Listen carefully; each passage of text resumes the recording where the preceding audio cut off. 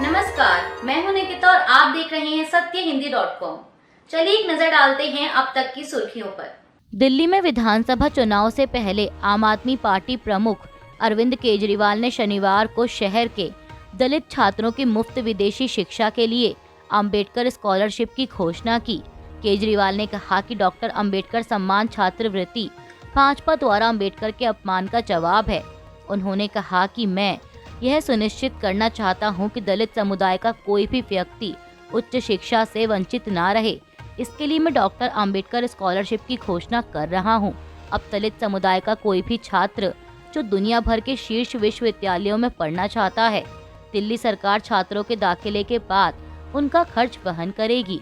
यह छात्रवृत्ति दलित समुदाय के सरकारी कर्मचारियों के लिए भी लागू होगी। केजरीवाल ने कहा कि हम डॉक्टर अंबेडकर छात्रवृत्ति की घोषणा करके भाजपा और केंद्रीय गृह मंत्री अमित शाह को जवाब दे रहे हैं, जिन्होंने डॉक्टर भीमराव अंबेडकर का अपमान किया। केंद्रीय गृह मंत्री अमित शाह की भीमराव अंबेडकर पर की गई टिप्पणियों को लेकर उनकी मुसीबतें कम होने का नाम नहीं ले रही हैं। संसद में अंबेडकर पर दिए गए उनके बयान के बाद देश में सियासी घमासान मचा हुआ है। अब इस बीच उनके बयान को लेकर बसपा प्रमुख मायावती ने 24 दिसंबर को देश भर में आंदोलन करने की बात कही है। मायावती ने एक्स पर एक पोस्ट में लिखा कि देश में दलित, वंचित व अन्य उपेक्षितों के आत्मसम्मान और मानवीय हकूक के लिए अति मानवतावादी और कल्याणकारी संविधान के रूप में असली ग्रंथ के रचयिता बाबा साहेब डॉक्टर भीमराव अंबेडकर भगवान की तरह परम पूजनीय हैं। उनका अमित शाह की ओर से किया गया अनादर लोगों के दिलों को आहत पहुंचाता है। ऐसे महापुरुष को लेकर संसद में कहे गए शब्दों से पूरे देश में सर्व समाज के लोग काफी आक्रोशित और आंदोलित हैं। अंबेडकरवादी बीएसपी ने इस क्रम में उनके बयान वापस लेने और पश्चाताप करने की मांग की है, जिस पर अभी तक भी अमल नहीं किया जा रहा। मायावती ने कहा कि ऐसे में मांग ना पूरी होने पर फिर पूरे देश में आवाज उठाने की बात बीएसपी द्वारा की गई। इसलिए अब पार्टी ने अपनी इस मांग के समर्थन में 24 दिसंबर 2024 को देशव्यापी आंदोलन करने का फैसला लिया है। उस दिन देश के सभी जिला मुख्यालयों पर पूर्णतः शांतिपूर्ण धरना प्रदर्शन किया जाएगा।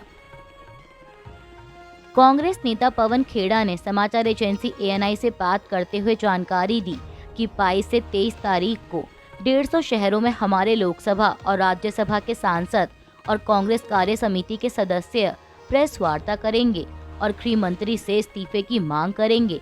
पवन खेड़ा ने कहा कि बाबा साहेब जी का जिस तरह से अपमान करने की चेष्टा की गई, उसकी हम निंदा करते हैं। 24 दिसंबर को हर जिला मुख्यालय से हमारे नेता मार्च निकालेंगे। दिल्ली में अगले साल यानी 2025 की शुरुआत में होने वाले विधानसभा चुनाव से पहले आम आदमी पार्टी और पार्टी प्रमुख अरविंद केजरीवाल को एक बड़ा झटका लगा है। दरअसल उपराज्यपाल वीके सक्सेना ने दिल्ली शराब घोटाले से जुड़े कथित मनी लॉन्ड्रिंग के मामले में अरविंद केजरीवाल के खिलाफ मुकदमा चलाने के लिए ईडी को मंजूरी दे दी है। आपको बता दें कि ईडी ने इस मामले में केजरीवाल को मास्टरमाइंड बताया था। ईडी ने 21 मार्च को दिल्ली के तत्कालीन मुख्यमंत्री अरविंद केजरीवाल को गिरफ्तार किया था और मई महीने में उनके पार्टी और अन्य के खिलाफ आरोप पत्र पेश किया था। दरअसल सुप्रीम कोर्ट ने कहा था कि पीएमएलए के वो केस जो किसी सरकारी पद पर आसीन लोगों के खिलाफ दर्ज हैं, उसमें ट्रायल के लिए एलजी की परमिशन लेनी होगी। अब परमिशन मांगने के लिए ईडी ने दिल्ली के चीफ सेक्रेटरी को ये पत्र लिखा था और अब एलजी ने ईडी को इजाजत दे दी है। दिल्ली के उपराज्यपाल वीके सक्सेना द्वारा एक्साइज पॉलिसी मामले में अरविंद केजरीवाल के खिलाफ मुकदमा चलाने के लिए ईडी को मंजूरी दिए जाने पर आम आदमी पार्टी की प्रतिक्रिया आई है। पार्टी सांसद संजय सिंह ने कहा कि ये फर्जी खबर सुबह से ही चल रही है। मुझे नहीं पता कि इस जानकारी का सोर्स क्या है। अगर दिल्ली के उपराज्यपाल ने कोई मंजूरी दी है तो उन्हें इसे सार्वजनिक करना चाहिए। मंजूरी का वह पत्र कहाँ है? दिल्ली एलजी ने ऐसा कोई पत्र नहीं दिया है। झारखंड कांग्रेस के पूर्व अध्यक्ष राजेश ठाकुर ने लोकसभा में नेता प्रतिपक्ष राहुल गांधी के मामलों और भाजपा की शिकायत और कांग्रेस की शिकायत को अपराध शाखा को सौंपे जाने पर कहा कि यह बहुत दुखद है। केवल और केवल मीडिया में प्रचार बनाने के लिए इस तरह की हरकत की जा रही है। सीसीटीवी फुटेज निकाल दीजिए, सब कुछ साफ हो जाएगा।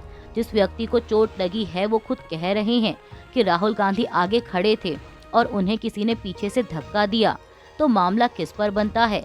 जो भाजपा के लोग थे वो नेता के पीछे होंगे और उन्होंने धक्का दिया। सच तो ये है कि अमित शाह ने जो बाबा साहेब अम्बेडकर को अपमानित किया है, उससे ध्यान भटकाने के लिए इस तरह की कार्रवाई की जा रही है। कर्नाटक भाजपा एमएलसी सीटी रवि को गुरुवार को विधान परिषद में मंत्री लक्ष्मी हेब्बालकर के खिलाफ कथित तौर पर अपमानजनक शब्द का इस्तेमाल करने के आरोप में उनके खिलाफ एफआईआर दर्ज होने के बाद पुलिस हिरासत में ले लिया गया। इस दौरान उन्होंने कहा कि मुझे लगता है कि यह मेरे खिलाफ एक साजिश थी। अगर मेरे जैसे व्यक्ति के साथ ऐसा हो सकता है जो एमएलसी और मंत्री रह चुका है, तो मैं कल्पना नहीं कर सकता कि एक आम आदमी के साथ क्या होता होगा। दिल्ली में विधानसभा चुनाव से पहले आम आदमी पार्टी के पूर्व विधायक सुखबीर सिंह दलाल शनिवार को भाजपा में शामिल हो गए हैं। मुंडका के पूर्व विधायक भाजपा के दिल्ली कार्यालय में प्रदेश भाजपा अध्यक्ष वीरेंद्र सचदेवा और केंद्रीय मंत्री हर्ष मल्होत्रा की मौजूदगी में भाजपा में शामिल हुए। इसके अलावा 6 बार दिल्ली सिख गुरुद्वारा प्रबंधक कमेटी के सदस्य रहे सरदार बलबीर सिंह भी भाजपा में शामिल हुए। असम कांग्रेस अध्यक्ष भूपेंद्र कुमार पोरा ने शनिवार को मुख्यमंत्री हेमंत बिस्वा शर्मा से पार्टी के एक नेता की विधवा को अनुकंपा के आधार पर सरकारी नौकरी देने का अनुरोध किया, जिनकी मौत विरोध प्रदर्शन के दौरान हुई थी। आपको बता दें कि कांग्रेस नेता मृदुल इस्लाम की बुधवार को राजभवन चलो के दौरान मौत हो गई थी। विपक्षी पार्टी ने आरोप लगाया कि वह पुलिस की ज्यादती का शिकार हुए।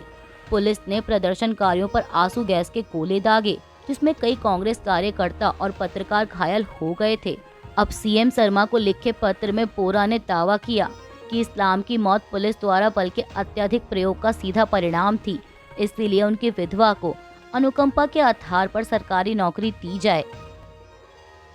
जीएसटी परिषद की 55वीं बैठक शनिवार को जैसलमेर में शुरू हुई, जिसमें स्वास्थ्य और जीवन बीमा पर टैक्स की दर कम करने के अलावा 148 वस्तुओं पर टैक्स दरों में फेरबदल पर विचार किए जाने की उम्मीद है।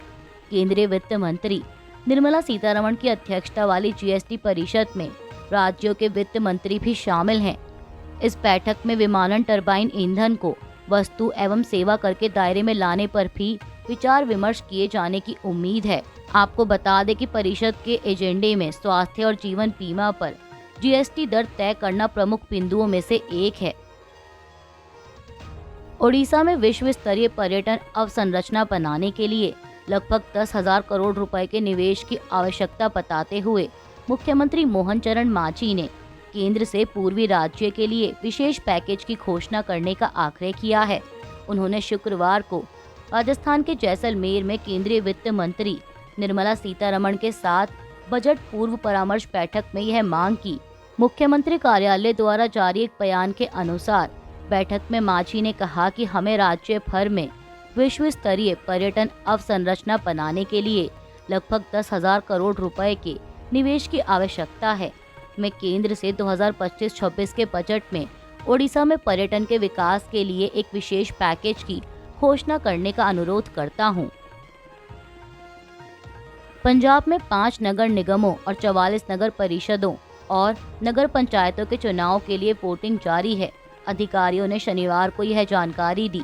उन्होंने बताया कि कड़ी सुरक्षा व्यवस्था के बीच वोटिंग सुबह 7 बजे शुरू हुई थी और वोटिंग पूरे होने के बाद मतदान केंद्रों पर ही वोटों की गिनती की जाएगी। पीटीआई की एक रिपोर्ट के मुताबिक अधिकारियों ने ये भी बताया कि दोपहर 1 बजे तक औसतन 41% मतदान हुआ।